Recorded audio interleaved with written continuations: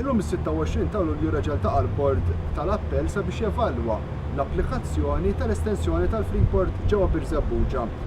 Sentenza li ġiet appellata mill-Birsebbuġa Environmental Action Group.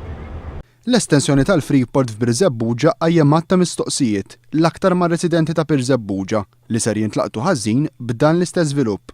Żvilupp li fi kliem is-Sindku Joseph Farrugia ser joħloq inkonvenjent kbir lir-residenti tal-Akkwati ta' Witilbuni li jgħixu ftit metri l-bogħod biss mill-istess estensjoni.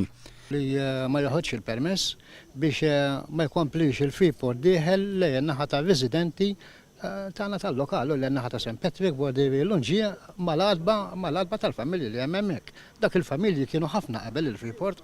Isma' hemm il-buffer zone. Meta il-gvern għamel il-liġi li il-buffer zone jeda hemmhekk, il-gvern stess jonkella l-meppa ħajġew jiksu l-liġi li għamlu huma stess li ħajkomplu jivviċinaw lejja residenti u aħna qegħdin niġġezzjonaw li residenti ta' Birsebbuġa issa iħalluhom bi kwieta mhux għandhom dritt jgħixu bħal m'għandu dritt jgħix kulħadd. It-tlieta kompla jinstema l-appell mid-deċiżjoni tal-MEPA li s-sena li għaddiet approvat dan l-iżvilupp. Il-Birsebbuġa Environmental Action Group li huwa magħmul minn natt ta' residenti minn Birsebbuġa appella mid-deċiżjoni. Il-Bord tal-Appell tal-MEPA ddiskuta żmien li fih jista' jabdika mir-responsabilità li jiddeċiedi l-appell peress li dan il-proġett ikun wieħed kapitali.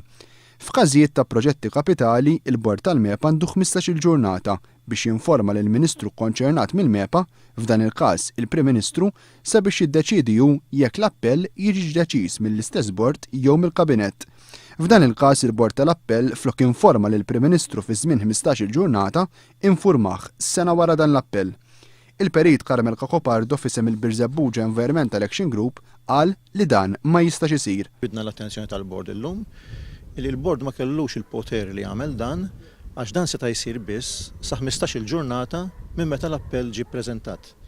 L-appell ġie ppreżentat fil-15 ta' Lulju tas-sena 2010. Jiġifieri għalaq iż-żmien li dan il-proċess jista' jsir lejn l-aħħar ta' Lulju tas-sena l-oħra. Dan il-Bord beda l-proċess fis-26 ta' Mejju, jiġifieri 10 xhur wara. Aħna ġbidna lek l-attenzjoni tal-Bord li dan ma setax isir. Il-Bord tal-Appell ser jerġa' jintaqa' f'Ottubru li ġej biex jiddeċiedi fuq dawn is-sottomissjonijiet.